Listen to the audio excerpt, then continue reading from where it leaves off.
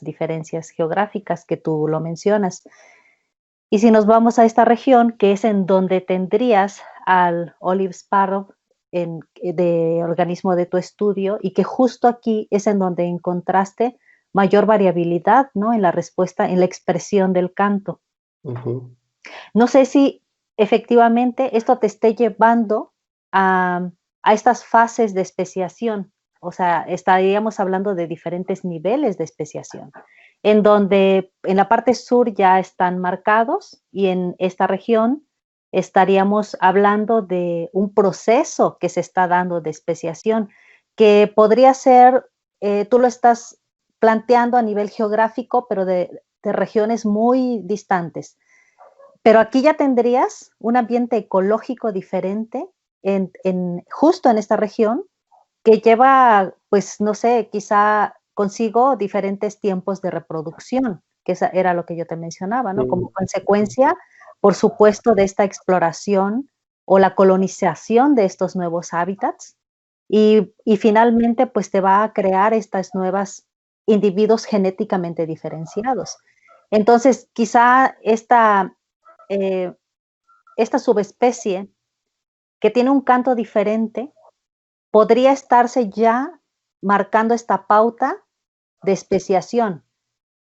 No sé si hay alguna clasificación de los pasos que van siguiendo para llegar precisamente a una especiación ya bien marcada, como sucedió en la parte sur, ¿no? Sí, doctora, de hecho hay un trabajo que da como las características, o es como un checklist de los ítems que uno debería de considerar para poder empezar a hablar de procesos de especiación o de límites, para designar límites entre especies, ¿no? Entonces, son una serie de puntos que abordan aspectos del canto, aspectos morfológicos, y entre más alimente uno ese listado de puntos a favor, pues uno va teniendo como más bases para poder decir que realmente hay un límite allí, que se están separando esas poblaciones en especies. Igual también están otras herramientas genéticas y moleculares que pues, también son bastante utilizadas y dan un soporte adicional desde otras perspectivas a lo que está pasando con la entidad como tal, como especie. Sí, mira, lo que yo voy es a qué nivel de especiación se encuentra cada subespecie. O sea, yo te hacía referencia a esta en específico, ¿no? Pero de las que tú tienes en estudio, si partimos desde la fase inicial que implica esta barrera geográfica, pero el canto de por sí, con este estudio que hiciste, puede ya darte un panorama de qué subespecie está más aislada. Y finalmente puedes llegar a la etapa de aislamiento reproductivo. O sea, ¿qué es lo que te va a definir la especie? Cuando ya un individuo se reproduce con otro individuo, a diferencia de una especie de la que ya se separó. A eso es a lo que yo voy, a estas subespecies que tú estás trabajando, ¿en qué nivel de especiación podrías estarlos clasificando, si es que la hay? Bueno, creo que la parte más difícil en este contexto de la especie con la que trabajo es que estamos en alopatría y digamos que en condiciones naturales, por ejemplo, la población de Yucatán no está en contacto, por ejemplo, con la población de Pacífico, ¿no? Precisamente por las barreras geográficas. Entonces, eso es más fácil de pronto de ver esos límites cuando hay simpatría, porque en ese momento ya está esa separación reproductiva ocurriendo y la puedes ver en ese momento. Entonces, digamos, acá para poder probar si hay entrecruzamiento genético, pues sería como intentar hacerlas cruzar, pero hay eventos de contacto secundario que se suelen dar a través del tiempo.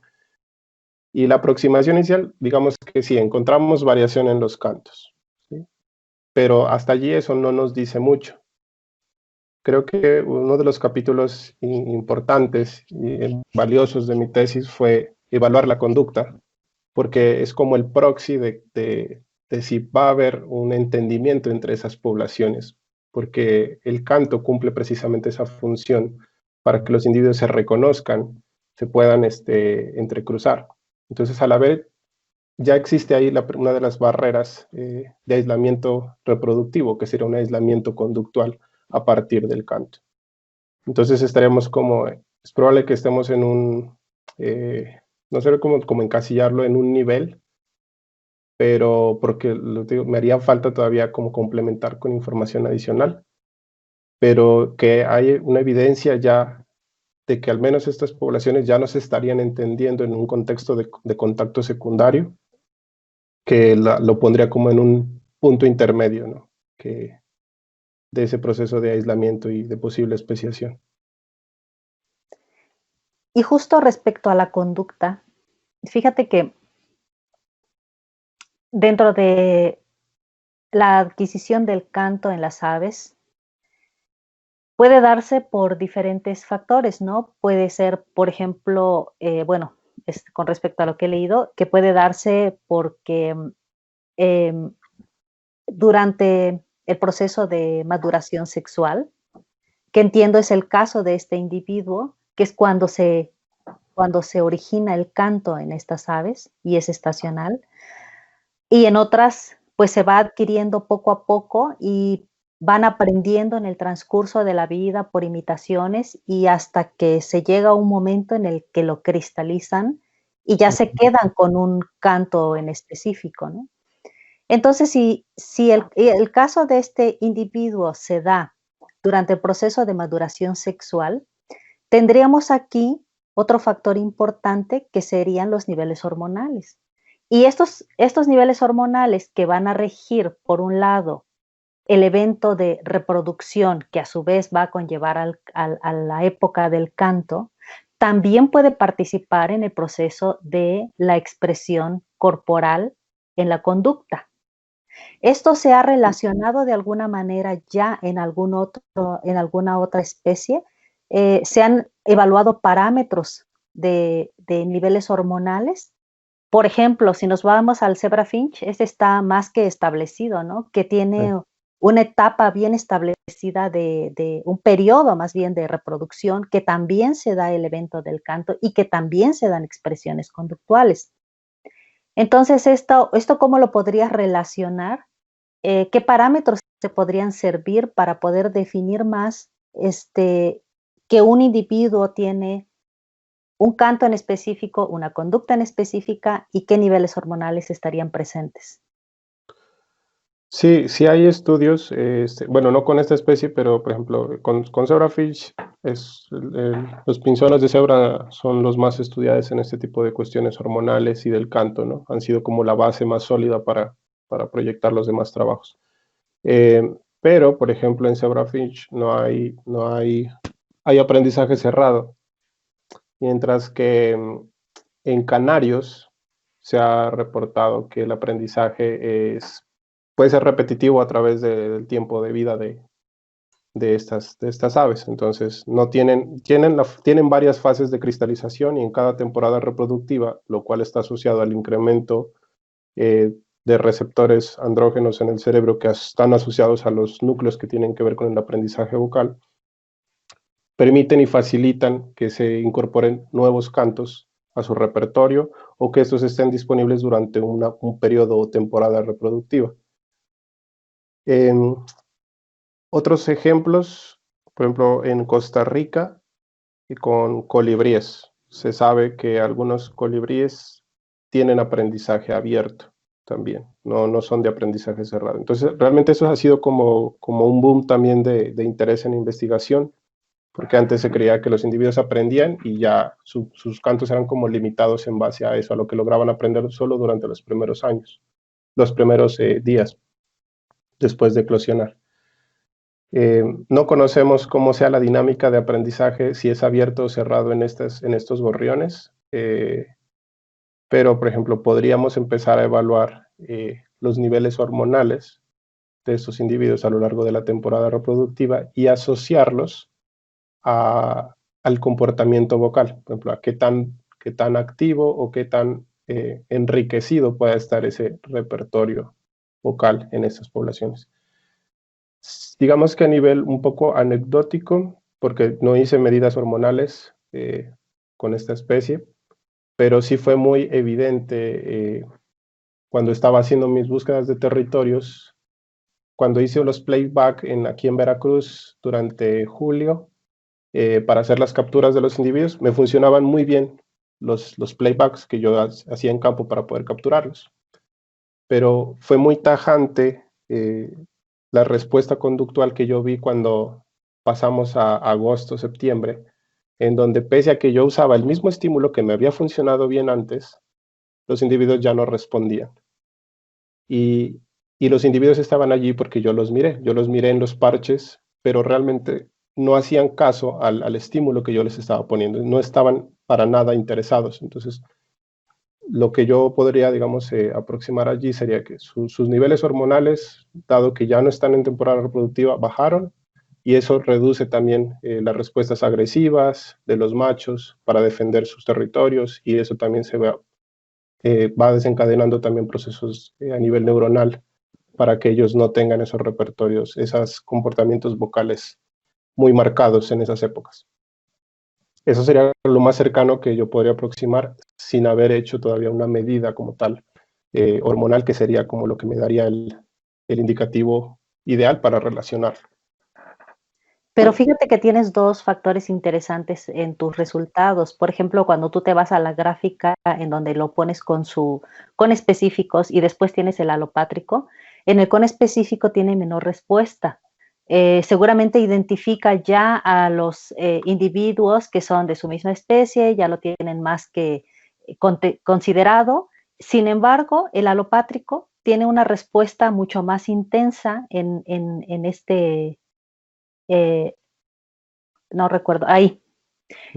Efectivamente, ¿no? Ahí, ¿cuál sería el reto, no, que tendrías para poder discernir en lo que está sucediendo?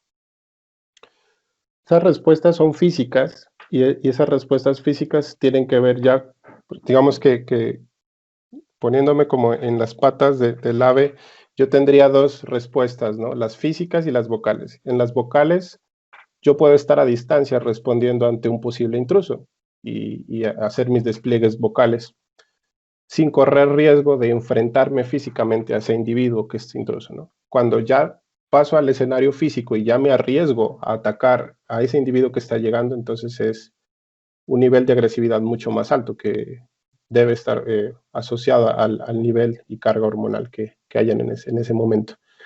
Eh, Eso sí sería como parte de esas aproximaciones que podría hacer, analizando desde esa perspectiva conductual inicialmente, por el tipo de respuestas físicas que se tuvieron Sí. en ese caso.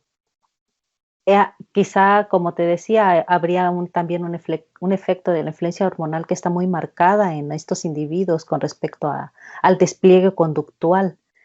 Y precisamente tiene mucho que ver con la expresión de las células en el cerebro para que en donde se está dando esta respuesta, bueno, de la apreciación, o más bien de la percepción sensorial. Si nosotros nos vamos ya más adelante hacia esta evaluación que tú haces de la expresión del Zenke en el cerebro, y que, bueno, definitivamente tú dices, no hay diferencias, ¿no? Pero hay diferentes factores que se pueden todavía considerar, ¿no? Este, quizá, eh, no sé, por ejemplo, cuando tú haces la evaluación, ¿consideras un tiempo con base en los estudios de otros animales, al momento de la evaluación de esta expresión que es de 1 hora? Ujú. Sin embargo, tú en esta especie no sabes exactamente si este tiempo es el tiempo máximo de expresión. Quizá lo estás agarrando de subida, quizás lo estás agarrando de bajada en la expresión. Y quizá en estos organismos tengas esta diversidad que se ve reflejada en tu gráfica, o sea, la diversidad de la expresión de las células, en donde se ve que estos puntos tan dispersos, entonces puede ser, por un lado, que el tiempo exacto de la expresión del gen sea diferente entre los organismos, y que tenga que ver con factores como, por ejemplo, los hormonales, o la edad del individuo, o la hora en la que tomaste a este individuo para hacer el análisis. O puede ser que eh, en esta expresión tú lo tomaste en un punto que unos pueden estar de subida, otros pueden estar en su punto máximo y otros pueden estar en picada. O quizás sea, efectivamente, que la expresión es así, muy dispersa. ¿Tú a qué le apuestas que pudiera estar relacionado? Claro que la N quizá, bueno, esto te da el panorama de hacia dónde va y valdría la pena, por supuesto, complementar con algunos datos más, pero precisamente tienes que afinar estas variables que te pueden estar modificando estos valores que estás obteniendo. ¿Cómo podrías encauzarlos que se lleven más hacia la media, limitándolo a explorar quizá en un horario específico, quizá a una edad específica del animal, cosa que no sé si la puedes determinar, un punto hormonal de estos individuos o el momento exacto en el que tú puedas determinar cuál es el pico máximo de esta expresión. Sí, bueno, o sea, por un lado sí está la cuestión de la N y eso está relacionado con la eh, dispersión de los datos en sí.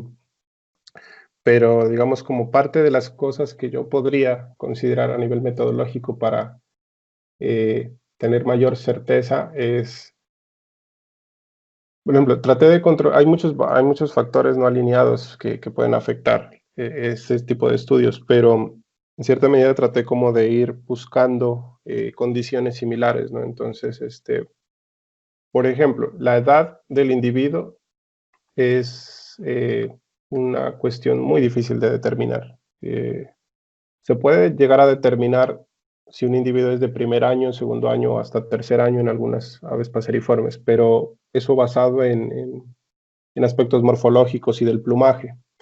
Y de ahí para allá, los plumajes ya son los mismos, los individuos los cambian, pero siguen siendo los mismos y es casi imposible identificar la edad exacta del individuo. Pero eso ya representa un punto de madurez sexual, en donde estas variaciones, digamos, a nivel hormonal deberían ser ya no tan variables como en las primeras etapas de los juveniles, ¿no? O los procesos de experiencia social que tienen los individuos. Entonces, una de las cosas que yo hice en campo fue traer individuos adultos, porque en las redes me cayeron hembras, machos, juveniles. Entonces yo sí en campo hacía la inspección y seleccionaba individuos maduros y todos los individuos que trabajé en el rango de fechas estaban en etapa reproductiva y eso lo vi mediante la expresión de algunos caracteres secundarios que demuestran que el individuo estaba en época reproductiva. Entonces, de esa manera yo iba un poco como controlando esa posible variación de sus elementos. Y indudablemente creo que sería importante poder incrementar la N para poder tener mayor seguridad, básicamente en eso. Los horarios, traté de hacer mis experimentos en un rango de horas similares. Sin embargo, por ejemplo, no se conoce o no se ha estudiado hasta ahora el ritmo diario de actividad de esta especie. No se conoce esa información. Hay especies que se afectan mucho y especies que no lo es tanto, pero traté como de agrupar o hacer mis experimentos en el mismo rango de horas para tratar de evitar al máximo ese tipo de posibles efectos. Bueno, finalmente, pues yo creo que tenemos fluctuaciones que se pueden ver reflejadas, ¿no? En estos componentes del canto, que son sutilezas que posiblemente se encuentren enmascaradas en todo el repertorio que despliegan de este canto. Este análisis que haces, en el que contemplas estas sutilezas del canto con la conducta territorial y la expresión del senc, te puede llevar a dar una explicación a la escala evolutiva. Por ejemplo, ¿qué me puedes decir acerca de los inicios de la comunicación del habla, ¿no? tú bien lo mencionas, los organismos que utilizan este tipo de expresión de vocalizaciones inicia desde las aves. En esta riqueza de eventos que se dan, hay aves que tienen un sonido mucho más marcado, mucho más sonoro, a diferencia de otros en donde tendrías como más uniforme el sonido. Estos organismos, el Olive Sparrow, dentro de esta escala evolutiva, ¿en dónde los colocarías? Y esto se me hace interesante porque, aunque tú no encontraste diferencias entre los núcleos, el caudimedial mesopalio y el caudimedial nidopalio, es interesante porque te pone de manifiesto que quizá no estás hablando de un ave que tiene una sonoridad tan variada, pero te está indicando hacia dónde va en esta escala evolutiva. ¿Tú en dónde colocarías? Y esto se me hace muy interesante porque definitivamente el estudio del habla en los humanos todavía es de mucha controversia. De hecho, hay la expresión de un gen en el cerebro que es el FOXP2, que podría explorarse quizá desde estos individuos en estas escalas evolutivas. Pero a mí sí me gustaría saber a qué nivel lo colocarías tú. El canto, digamos que es un canto como un poco constante en cuanto a su estructura general. Por ejemplo, aquí tenemos los dos cantos de dos especies, los más divergentes, ¿no? Entonces, nosotros lo que podemos ver aquí es que hay un patrón similar en ambos cantos en cuanto a una serie de notas que se empiezan a repetir cada vez con más velocidad. ¿Sí? Y son unos cambios, unas modulaciones en muy poco tiempo, son casi líneas. Pero, por ejemplo, yo recuerdo cuando estaba estudiando los cantos de las oropéndolas, ellos tienen una complejidad bastante difícil de observar gráficamente y de poder medir, es bastante complicada, porque el canto tiene un montón de detalles y de estructuras nuevas y que varían esas estructuras en espacio y en tiempo, cosa que no encontramos como muy marcada en estos gorriones y que nos facilita un poco ese nivel de análisis. Me llama un poco la atención que la complejidad es más grande en otros géneros, como estos arremonops en Colombia, y de hecho tengo una colega que está estudiando los arremonops allá, y ella encontró dialectos, encontró repertorios. Hay variaciones de ese estilo en poblaciones muy pequeñas, cosa que hasta el momento yo no encontré, pero tengo como una sospecha de que puede haberlas para una de las poblaciones que están en Yucatán, esa diversidad en los cantos.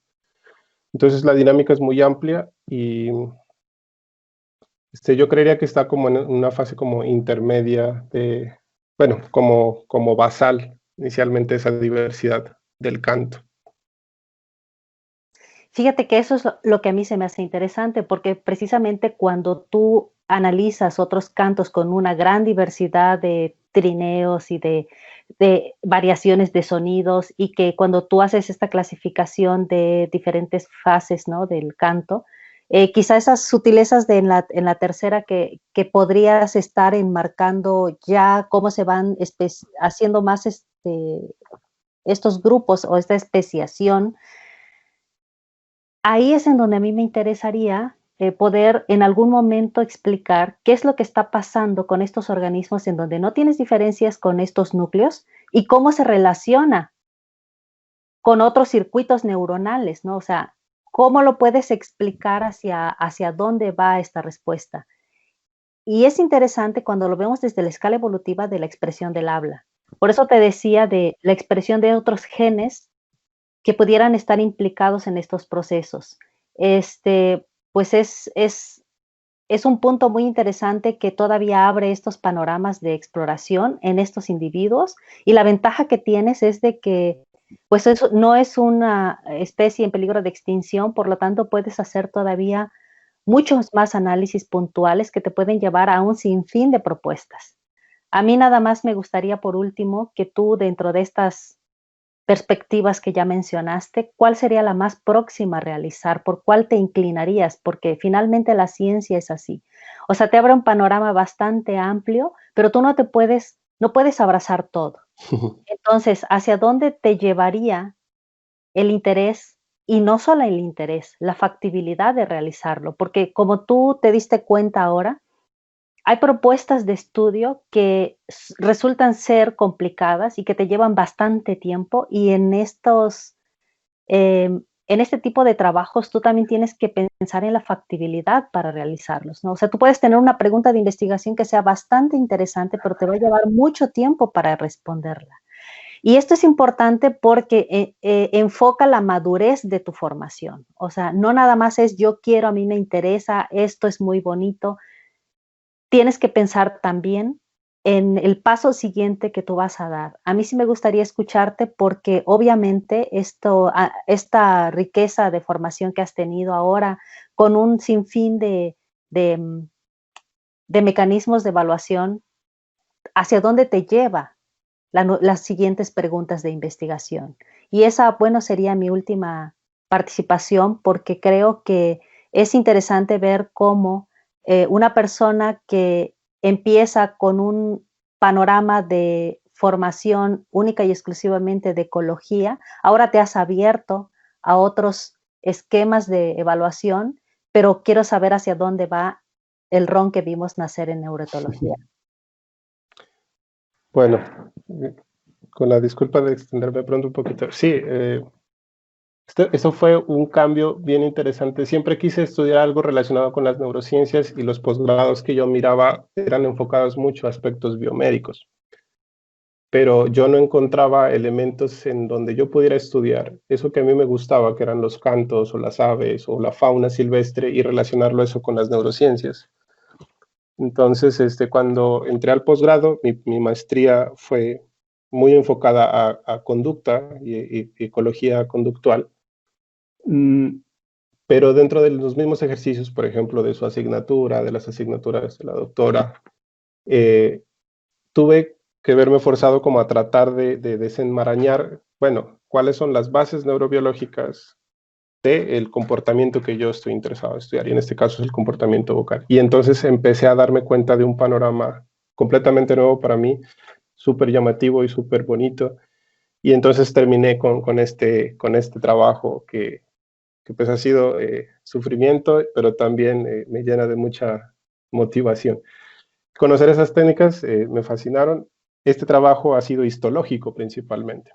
Y ahorita que estábamos en la virtualidad y que pude participar de algunos congresos, logré contactarme con algunos investigadores que han estado trabajando cosas parecidas y me mostraban otra forma de evaluar estas cosas. Por ejemplo, como decía usted, doctor, hace un momento, yo estoy evaluando, por ejemplo, no sé en qué momento estoy de la expresión de esta proteína. Y digamos, yo ya estoy en el panorama de la expresión de la proteína como tal. Y esa proteína puedo estar cuando apenas está empezando a expresarse, cuando ya está expresada o cuando ya va para abajo. Pero puedo irme hacia lados un poco más de evaluar, por ejemplo, a nivel del ARN y la síntesis de la proteína en sí. Entonces puedo usar otro tipo de técnicas. Mira unas técnicas, por ejemplo, de marcaje in situ, en donde van rastreando todo el camino que va dejando la proteína a nivel neuronal. Y los últimos que fueron así como el boom que me destaparon la cabeza fue la electrofisiología con vida silvestre usando radiotelemetría. Entonces, es algo que me gustaría hacer, aunque es un reto, pero es utilizar grabadoras que llevan los mismos individuos, y eso lo vi en estudios con duetos, en donde podían evaluar a nivel en tiempo real los cantos que emite cada individuo de los duetos y también la actividad neuronal que se está dando en ese momento, la actividad neuronal asociada al comportamiento vocal y a los núcleos que están asociados con actividad motora, que están muy relacionados y asociados a los núcleos vocales. Entonces son como parte de las áreas que es como el wow para mí y que me gustaría explorarlo de alguna manera, acercarme a esos elementos. en donde seguiría estudiando neurobiología del canto, pero con otras herramientas. Ese es como el panorama que quiero continuar. Pues muchas gracias, Ron. Bienvenido a estos retos. Y felicidades, por supuesto, a ti, Ron, que estás en este momento final. Y reitero mis felicitaciones también a tus directores de tesis. Muchas gracias, Laura. Eso es todo de mi parte. Muchas gracias, doctora. Gracias a ti, Maybe. Bueno, voy a preguntar yo, Ron, ¿sí me escuchas? Sí, lo escucho bien, doctora. Muy bien. Bueno, igual que Maybe, pues felicitarte. Fíjate que tuviste una bonita presentación, muy concisa, pese a que es un trabajo súper largo y súper completo, pues fue una presentación muy buena, muy concisa, muy agradable y eso habla de que tuviste la capacidad para entender y tratar de sintetizar todo de muy buena manera. Yo tengo solamente dos preguntas que me gustaría y que discutiéramos. La primera es, ¿qué tan costoso a tu experiencia, a lo que has leído, es mantener energéticamente un cerebro con mesopalium y nidopalium? ¿Energético biológicamente para la especie? Comparativamente con cerebros de aves que no tienen esas estructuras.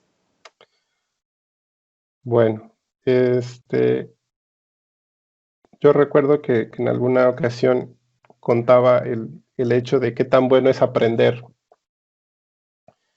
Y, por ejemplo, para muchos quizás aprender representaría como estar en la cúspide de una escala evolutiva, ¿no? Si lo imagináramos así, como una escala.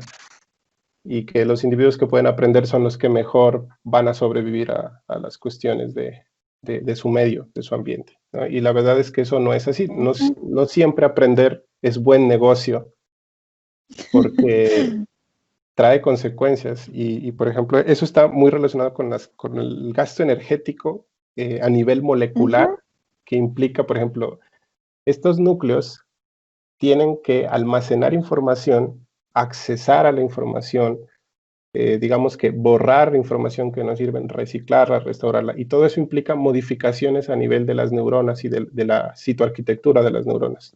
Y entonces estamos jugando con la típica ATP, ATP, ATP por todo lado, y si eso pasa a velocidades que pues, nosotros no alcanzamos a percibir, ¿no? Por ejemplo, los impulsos eléctricos de las neuronas son supremamente rápidos. Entonces, tener esos núcleos allí son una carga energética. Me están quitando espacio en el cerebro que yo puedo utilizar, por ejemplo, para otras cosas. Por ejemplo, puedo tener otras áreas más desarrolladas para ubicarme espacialmente. Entonces, dependiendo de las estrategias que le hayan funcionado a cada especie, quizás para algunos no es necesario tener aprendizaje vocal. Y no lo es porque existen esas especies hoy en día. Aunque todavía están un poco en dilema eso de si eso es ancestral o si el aprendizaje era el ancestral y se perdió en el camino. Porque el aprendizaje, la aparición de estos núcleos aparecen en grupos que están muy alejados en la escala filogenética de las aves. O sea, tenemos paseriformes, los gorriones que yo estudié, y los colibríes que están del otro lado de la escala de esta estructura filogenética. Entonces, no se sabe bien. O sea, primero fue, como que primero fue el huevo o el pollo. O sea, primero se aprendió o primero se sabían aprender los cantos o fue una característica que se perdió en el camino. Pero sí hay ejercicios de que yo puedo usar esos núcleos para otra cosa. O sea, el espacio celular que estoy ocupando allí lo puedo ocupar para otras funciones. Y si les funcionó a algunas especies es porque lo han podido aprovechar. Y pues yo creo que la evolución cultural, ejercicios de que yo puedo usar esos núcleos para otra cosa. O sea, el espacio celular que estoy ocupando allí lo puedo ocupar para otras funciones. Y si les funcionó a algunas especies es porque lo han podido aprovechar. Y pues yo creo que la evolución cultural va a pasos agigantados respecto a la evolución que depende de las cuestiones genéticas. O sea, porque tengo que esperar mucha acumulación a lo largo del tiempo para poder tener un cambio que valga la pena y que me sirva. Y acá puedo aprender en cualquier momento de mi ontogenia, ¿no? A nivel ontogénico. Entonces, para los que lograron, creo que es una ventaja. Pero sí hay un montón de cosas, o sea, no sabría cómo medirlos, pero los puedo reflejar con ese tipo de elementos moleculares, Claro. sobre todo. Sí, justo en eso era, ¿no? De que al parecer el aprendizaje pues es un proceso sumamente que si bien ha sido efectivo para los grupos que lo tienen, no necesariamente es, como bien lo decías, el escala última o lo que mejor funcionaría para todos, porque también depende de mucha carga energética y de la plasticidad celular que puede estar implicada en los procesos de recombinación de ATP y de mantener una célula energéticamente activa para ese y para muchos otros procesos que además se vuelven vitales dentro de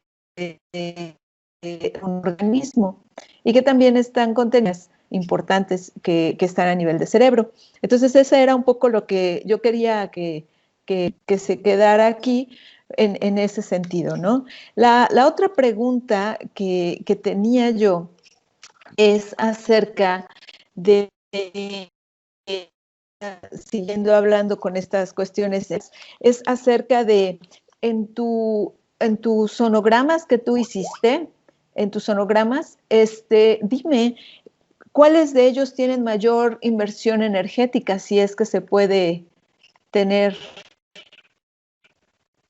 esa idea? Ves que nos presentas diferentes sonogramas y tienen diferentes niveles de energía. La energía como, pues digamos, diciéndolo de una manera como más amplia, sería como el volumen que le están inyectando al sonido, ¿no? Que si cantan más fuerte o menos fuerte.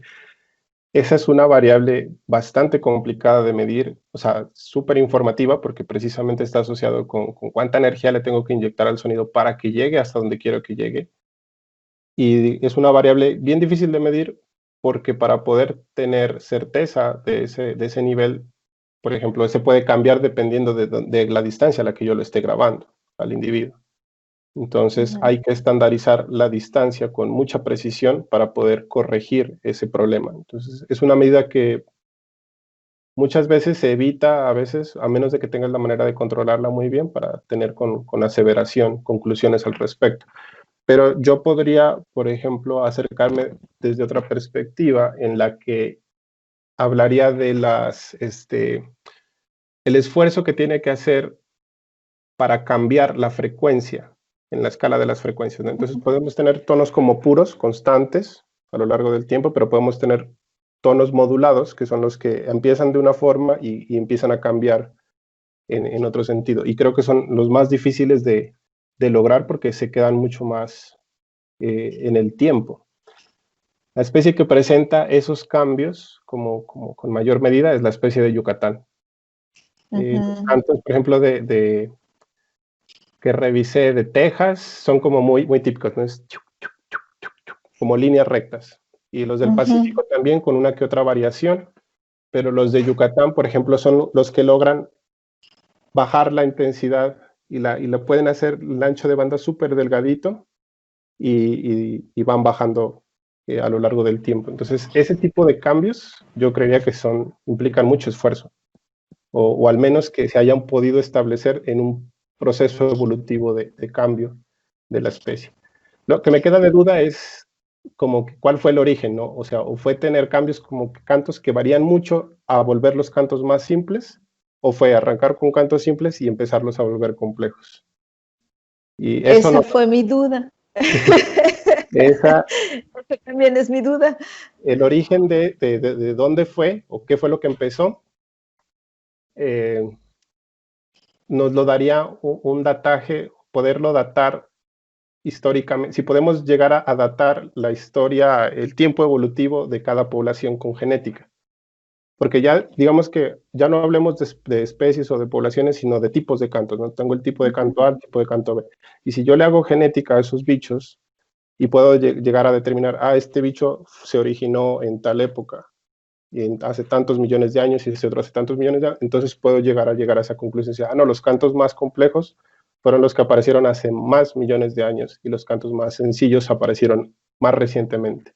Pero la genética es la única que me podría dar esa pista sólida. Después de haber, o sea, lo importante es que ya voy recabando información.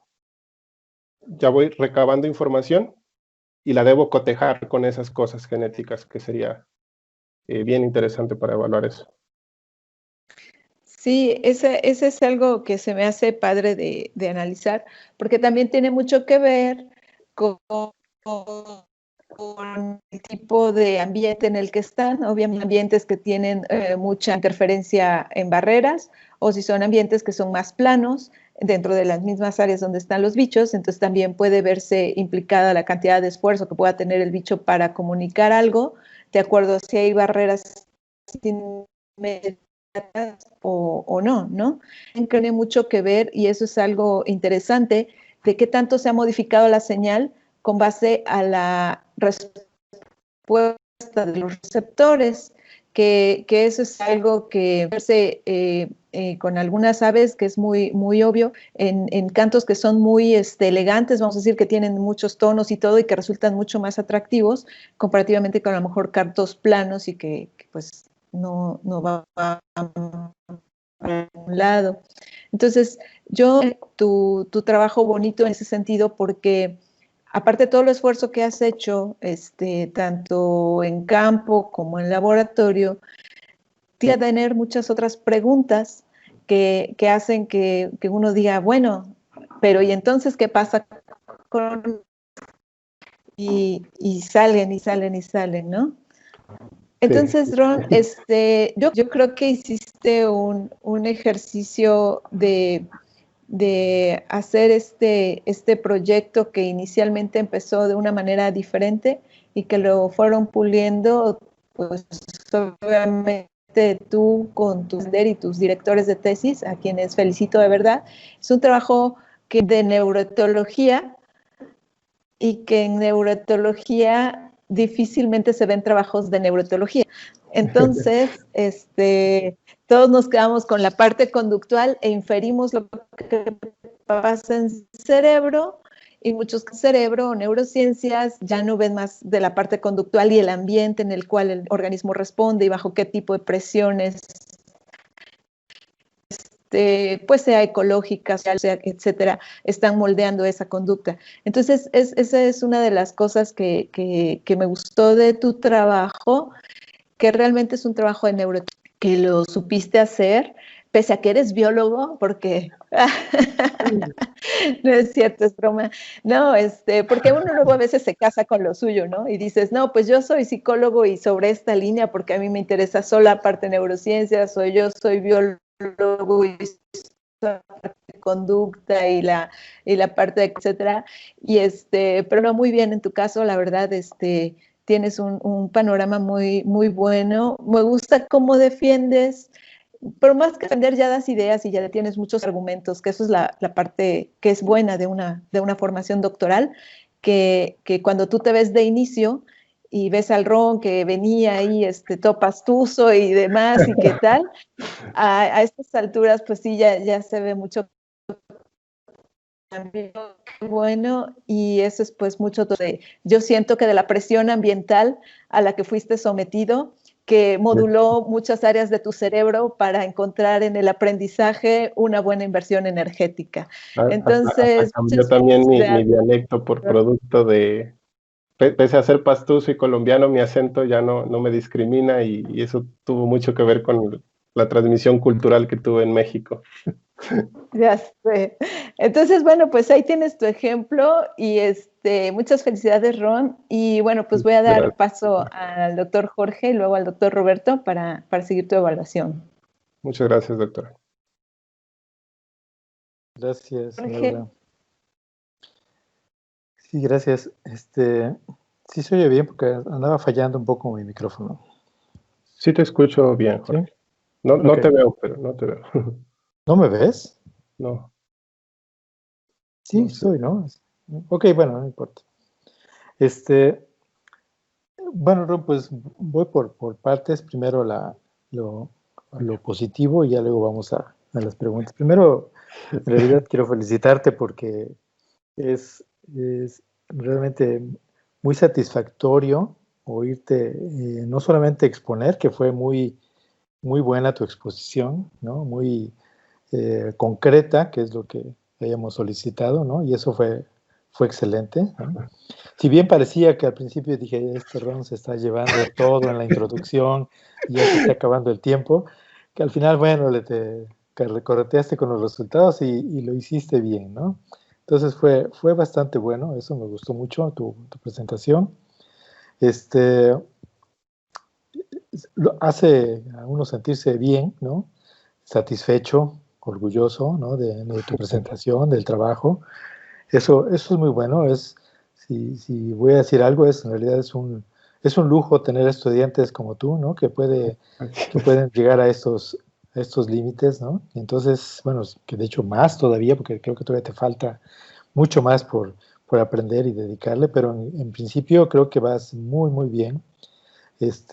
Ahora te toca entrar al otro mundo, ¿no? Del trabajo, de la investigación y de tu desempeño personal y buscar tus recursos, tus estudiantes, tus líneas de trabajo, etcétera, porque muchas de las cosas que vi que planteaste al final y que te interesan, son costosas, ¿no? Son Sí, muy costosas. Y si estás hablando de esta último que hablaste de la telemetría asociada a los registros neuronales, pues mucho más costoso todavía, ¿no? Entonces, pues sí, está súper interesante y sí hay que seguir trabajando en eso, que es lo que a ti te interesa y creo que lo has hecho muy bien. Te oigo ahorita responder las preguntas de Maive y de Laura y creo que tu vocabulario, tu forma de expresarte, tu forma de establecer ahora esas relaciones entre las diferentes ramas de la neuroetología, creo que es muy satisfactorio en realidad, ¿no? Creo que eres de los pocos estudiantes que llegan a esos niveles, ¿no? De establecer esas relaciones conjuntas, ¿no? De las diferentes disciplinas, ¿no? Porque estás hablando realmente de conducta, de fisiología, de ecología, de biogeografía, de evolución. Entonces, eso es realmente muy satisfactorio. Y eh, si deberás acordar, cuando uno empieza a pensar de las 4 niveles de explicación de la conducta por Tinbergen, tú en estos momentos tienes esa posibilidad, ¿no? De explicar este comportamiento de esos 4 niveles, ¿no? Entonces, a lo mejor por ahí podrías hacer un artículo más respecto a esto, a lo mejor hasta de tipo divulgativo, pero sí de tipo de recopilatorio para poder establecer esto y explicar la conducta de esos cuatro niveles. Creo que sería bastante bueno, ¿no? Para esto. Pero te oigo y es muy satisfactorio, ¿no? Para esto. Bueno, una vez dado los apapachos Ahora vienen los dolorosos.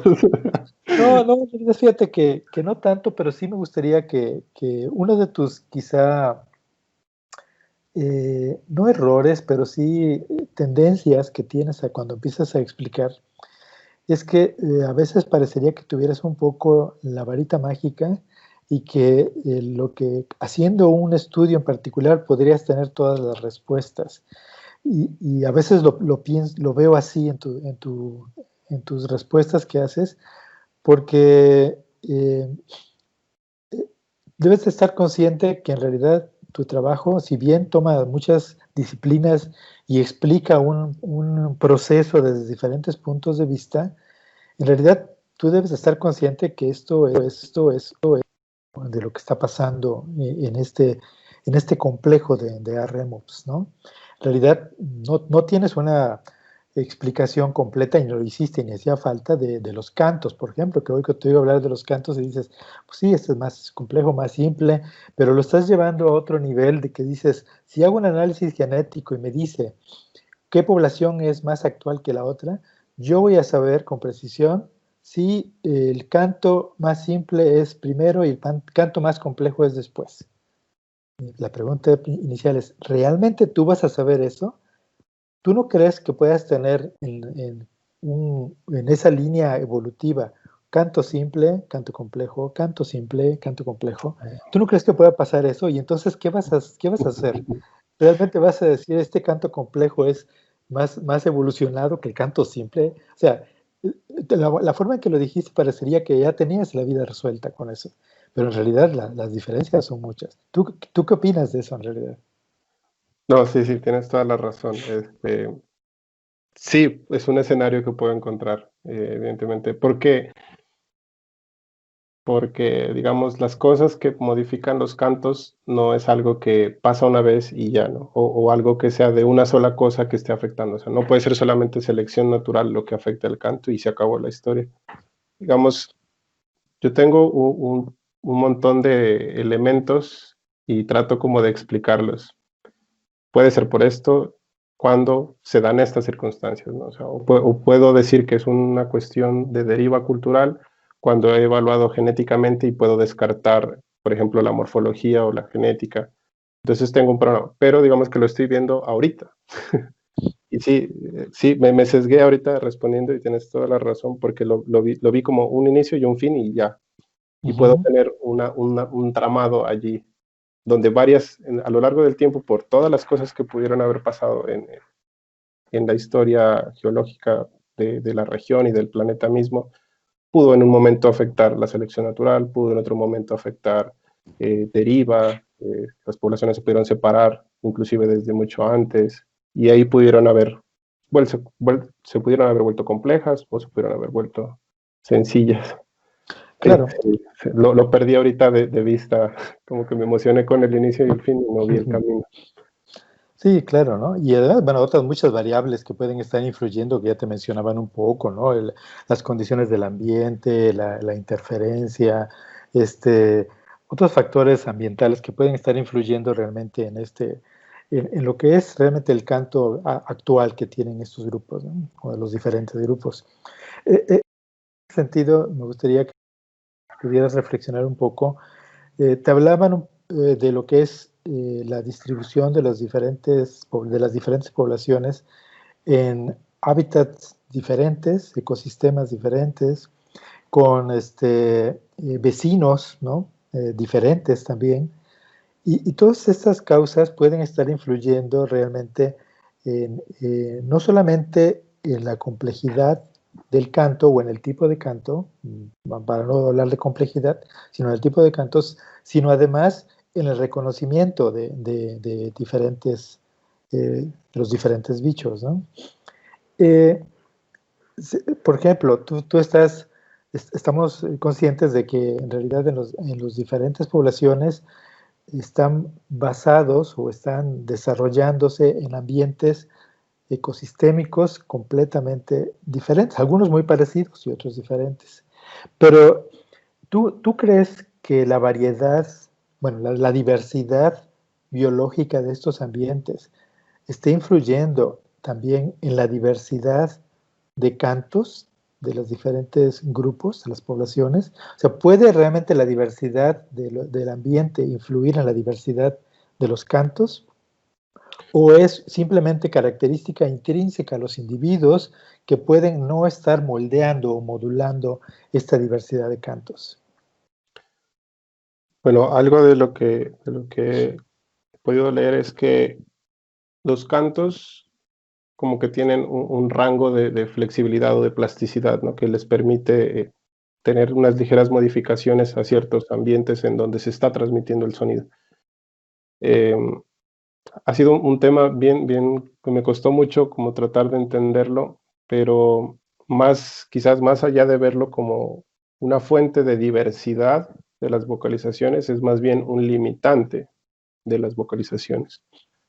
Y generalmente lo que se considera es que es predictiva, o sea, de que tú ya puedes tener como una idea hacia dónde se va a mover el canto de acuerdo a ciertas condiciones ambientales. Entonces, generalmente los ambientes cerrados, de hábitats cerrados, la tendencia va a ser a que los cantos se empiecen a ubicar más en frecuencias bajas, que son las que, en cuanto a la física del sonido, les permite la mayor transmisión en estos ecosistemas sin que se pierda la energía que tienen, versus notas, por ejemplo, muy altas, que se pierden con mayor facilidad en estos tipos de ambientes.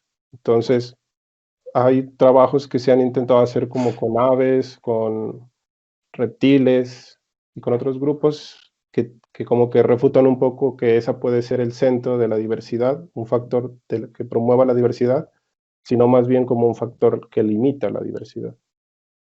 Entonces, o sea, que la afecta, puede estar afectada, indudablemente, pero quizás la manera en cómo la afecta es reduciendo su diversidad y focalizándola hacia una dirección. Sí, más que nada esto último, ¿no? O sea, llevándola hacia una dirección, ¿no? Puede afectarla positiva o negativamente, pero porque el término afectar puede ser positivo o negativo finalmente, pero el chiste es que lo lleva a una dirección, ¿no? Y eso sí tiene que ver ambas cosas. Fíjate que en eso iba a decir otro comentario respecto a lo que estaban hablando también hace rato, respecto a que no todas las especies, por supuesto, tienen un aprendizaje vocal todo el tiempo, ¿no? Y que si la mayoría de ese aprendizaje se da en los primeros estados de desarrollo, ¿no? de la ontogenia de los individuos para esto. Pero bueno, como también lo dices, no todas las aves pasa así. De hecho, muchas aves mantienen su aprendizaje a lo largo de su vida, ¿no? Y pueden ir complejizando y modificando esto dependiendo de su capacidad para poder establecer estas relaciones o estos sonidos ambientales para poder integrarlos a su canto, ¿no? Ya sea por transmisión cultural o ya sea simplemente por aprendizaje, ¿no? Normal, ¿no? De ensayo y error o de simplemente de transmisión cultural.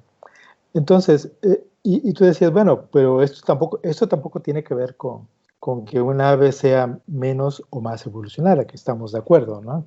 No tiene nada que ver con esto, porque cada uno tiene, y tampoco de esto de que hablabas un poco cuando Laura te preguntaba, de que la manera en que lo dijiste parecería que el que un ave tenga esta posibilidad a nivel cerebral de ocupar espacios para poder tener una respuesta en la proteína SEN, ¿no? Ahí sea un desperdicio energético, casi lo dijiste así, ¿no? Un desperdicio energético que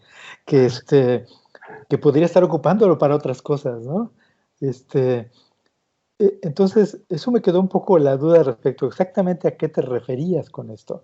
O sea, realmente un ave que tiene que aprender una diversidad de cantos o aprender a identificar diferentes cantos y tiene en su cerebro esa posibilidad de utilizarlo para ese tipo de cosas, ¿es porque lo necesita o porque realmente lo está haciendo simplemente como un extra, como pareció que lo hubieras dicho, ¿no? Y puede utilizar realmente ese espacio para otras cosas? En realidad es así, o realmente eso lo necesita.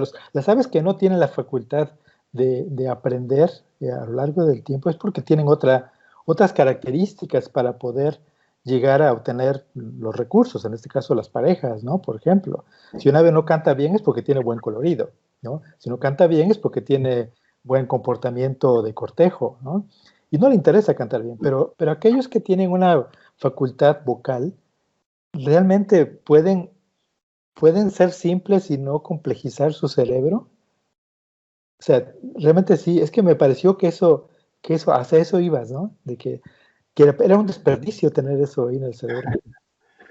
No quería reflejar una idea de que fuera un desperdicio, sino que, o sea, sí se está ocupando un espacio extra que las otras especies que no tienen esos núcleos no lo están ocupando o cumplen Pero otras funciones. a eso me refiero, ¿es un espacio extra? ¿Realmente es extra o es algo necesario para ellos?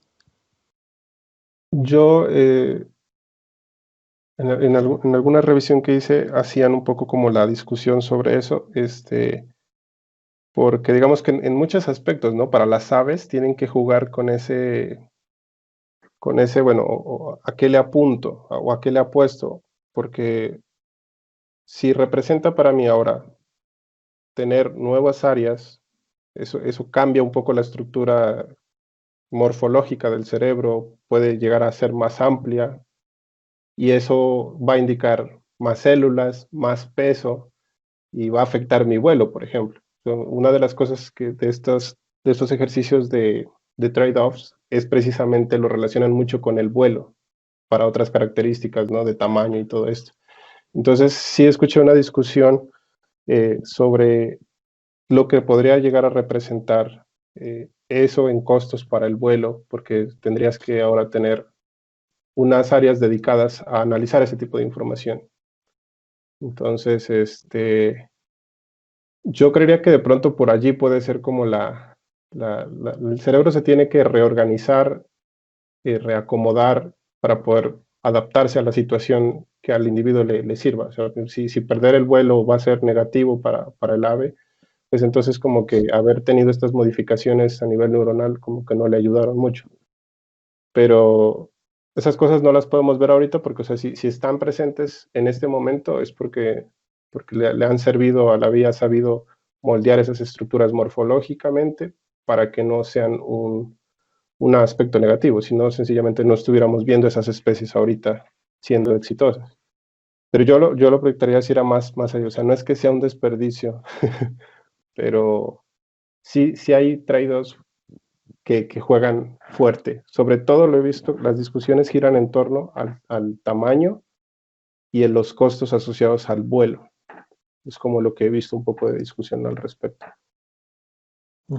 Ok, claro, pero después parte del proceso de selección natural, ¿no? Finalmente, porque el proceso de equilibrio del trade-off, finalmente una cosa es mejora una y puede interferir en el proceso de otra, pero no quiere decir que eso sea malo necesariamente, ¿no? Hay cosas interesantes. Es un campo que no es muy antiguo, que digamos, y es el comportamiento vocal en hembras.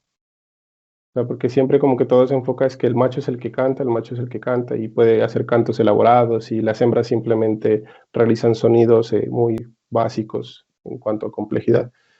Pero cada vez hay más reportes del comportamiento vocal en hembras, en duetos o en otras especies y la funcionalidad que tiene eso pues es como muy diversa todavía, las explicaciones al respecto. En mi especie, por ejemplo, no, la hembra no realiza cantos. De lo que yo tuve la oportunidad de estudiar, la hembra siempre hacía chillidos, unos chips que parecen ser como importantes para identificarse ellos mientras están forrajeando porque como que se avisan, van saltando sobre el suelo y como que se van llamando para irse guiando por la ruta donde van forrajeando. Pero si no me equivoco, el Arremonops que está en Colombia, creo que la chica que lo está estudiando tiene vocalizaciones de las hembras. Y estamos hablando del mismo género, ¿no? Entonces está bien llamativo ese tipo de cosas. O sea, como te digo, son cosas que están empezando a hacer foco de atención ahorita a estudiar el canto en las hembras. Porque, pues bueno, sabemos que las hembras también son un elemento importante por también todo lo que implica los aspectos maternales, no sé si el cuidado, por parte de las crías y toda la carga energética que conlleva eso. Y ahora agrégale también los cargos asociados a cantar, entonces pues también está bien llamativo ese tema. No sé, claro, sí. Lo desconozco realmente, o sea, no he explorado ese ambiente. Ok, Ron, pues bueno, pues muchas gracias y dejamos a Robert que culmine con el cuestionamiento. Muchas gracias, Jorge. Hola, Ron. Bueno, pues la verdad es que ya te han hecho todas las preguntas que uno te puede hacer y la verdad es que muchas cosas las hemos discutido a lo largo del tiempo, ¿no? Ahora, yo no, ahorita no hay nada nuevo que no sepamos, que hayamos discutido, ¿no? Con los artículos, con los trabajos que has realizado. Hemos tenido muy buena comunicación al respecto. Que justo, y eso me hace recordar cuando tú me contactaste para ser tu asesor, en donde yo estaba un poco indeciso, porque bueno, pues, doctorado, no lo voy a ver casi, no sé cómo va a resultar. Y la verdad es que estoy de acuerdo con lo que dice Jorge. Como asesores, creo, un lujo tener alumnos que sean comprometidos y que puedas ver un desarrollo integral, ¿no? A lo largo, desde el principio hasta el final, y tú eres uno de ellos. La verdad, yo estoy feliz con eso. Tú has sido un gran aporte al laboratorio, aún con tu distancia, con la distancia, no estando presente físicamente en el laboratorio. Nos has apoyado mucho con otros integrantes del laboratorio, especialmente con alumnos de maestría, y ahora con Will, que está comenzando el doctorado. Entonces, tú has sido un muy buen apoyo con otros investigadores, con Anja, por ejemplo, la alumna de Felipe ahorita, que me has estado ayudando a enseñarles cosas. Yo creo que eso demuestra tu liderazgo, que has ido formando que has ido construyendo, ¿no? Desde que entraste, que es una parte muy importante de tu desarrollo. Y definitivamente has crecido exponencialmente de manera profesional, ¿no? En cómo, me acuerdo desde el principio, cómo exponías, cómo te expresabas hasta ahorita, ¿no? Es algo que ya, ahorita yo me siento, cuando platico contigo, es platicar con un colega, como hay un flujo de ideas constante, va, viene, ¿no? Bueno, yo no tengo la experiencia de tener más alumnos de doctorado, tú eres mi primer alumno de doctorado. Esperaría que los que siguen tengan ese nivel, entonces ya vamos a ver después, pero por lo que he escuchado, pues tú has puesto un nivel bastante alto, entonces vamos a ver los que vienen atrás si pueden tener ese nivel que tú has mostrado. Y la verdad es que yo estoy contento. Tú puedes expresar no solo de manera en lenguaje, también visualmente. Tu presentación fue muy clara. Realmente ni necesitaste ayuda, la supervisión para generar tu última presentación, que es la más importante de tu carrera de doctorado. Y eso creo que para mí demuestra cómo has crecido, ¿no? ¿Qué más? Bueno, no solo en la parte visual, en la parte de lenguaje, pero también en la parte técnica. Creo que comprendes mucho mejor cómo diseñar un experimento de playback con los errores que hayamos tenido, ¿no? A lo largo del proceso, pero creo que ahorita justo tú ya entiendes muchas de eso, y hasta cosas como a las cuales yo recurro ahora a ti, ¿no? En la parte estadística muchas cosas ya te pregunto, ¿no? Me acuerdo que en un principio yo te decía, no, mira, lee esto, y ahora ¿qué tengo que hacer acá? ¿O cómo le hago acá? ¿No? Y es al revés, ya has invertido, ¿no? La dirección de esa comunicación. Entonces, yo la verdad estoy muy contento con tu desarrollo, lo que has logrado, tu crecimiento. Creo que en esta etapa eres un investigador joven muy completo, listo para enfrentarte al mundo, y vas a comenzar una nueva etapa, ¿no? Ya que es muy importante, en donde tú debes de continuar haciendo lo que haces con la misma motivación, empujando, así como tú me empujaste, en donde yo te quise desviar un poco de no hacer la parte neuronal, y que resultó ser bastante complementaria a tu tesis de doctorado. Como lo dice Laura, es bastante, estás en un instituto donde haces neuroetología, y yo pensé que hacían más parte neuronal. Ahora, con lo que dice con el comentario de Laura, pues bueno, ese es un logro, ¿no? Tienes tú en tu tesis desde una parte observacional, descriptiva, en la parte de variación geográfica, y después viene una experimental, que no solo la experimental en campo, que es la clásica en ornitología, generalmente es la más clásica, sino que la llevaste a un nivel más allá, que es la parte neuronal, y que te agradezco por haber presionado y no desistido, ¿no? De eso. Yo aprendí mucho y gracias por eso. Entonces, definitivamente yo estoy, la verdad es que contento, estoy satisfecho con tu desarrollo, y la verdad es que no tengo más preguntas. Todo lo hemos discutido, ¿no? Constantemente. Ahora, en cómo respondiste, observé que incluso algunas cositas que discutimos con la parte de tu tesis, al final recuerdas, selección natural, si los cantos son selección natural o no, o qué es realmente las características que están siendo seleccionados. He visto una mejora muy grande. Desafortunadamente en ninguna universidad,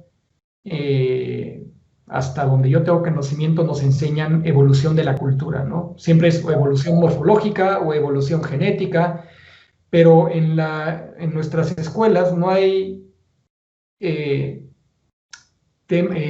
cursos de evolución cultural y es difícil. A mí me costó, a todos los chavos que he tenido como en maestría, en licenciatura, incluso doctorado, es algo que cuesta mucho porque no nos enseñan los principios básicos de evolución cultural, ¿no? Qué pena que te interrumpa ahí, disculpa. Sí, personalmente quería comentar algo ahí, que a mí también me fue como un campo nuevo, porque como que yo venía muy sesgado a que solamente selección natural, selección sexual, deriva genética y cosas de mutación, y ya, ¿no? Cuando empecé a escuchar cosas de cultura, no le presté mucha atención porque pensé que era como una rama más de la filosofía, pero cuando empecé a ver que eso se aplicaba a cosas de los cantos, al aprendizaje y todo ese panorama que puedes hablar de mutación a nivel cultural, puedes hablar de deriva a nivel cultural, y yo quedé como que, uy, eso está muy chévere. Y lo aprendí realmente como en el camino del ejercicio del doctorado, porque creo que sí me faltó, eso es algo que yo no lo tuve, por ejemplo, en mi formación como biólogo, o no lo recuerdo realmente como fuerte. Y fue como parte del aprendizaje que tuve acá. En una parte es porque no se ha desarrollado mucho y otra, por ejemplo, para selección natural no hay algún trabajo que demuestre que los cantos sean un carácter que sea seleccionado naturalmente. No es que no sea, no digo que no sea, simplemente en aves al menos yo no tengo conocimiento de alguno, ¿no? Hay en murciélagos como lo habíamos hablado, ¿no? Pero yo creo que es parte de eso, de que todavía no es un área que, aunque ya tiene algunos años, la bioacústica y el estudio de la evolución y ecología de las señales acústicas, todavía no lo hemos incorporado a la enseñanza cotidiana en las ciencias biológicas, ¿no? Esa es la parte cultural. Pero bueno, ahí poco a poco se va avanzando y yo espero que eventualmente vayamos integrando eso, ¿no?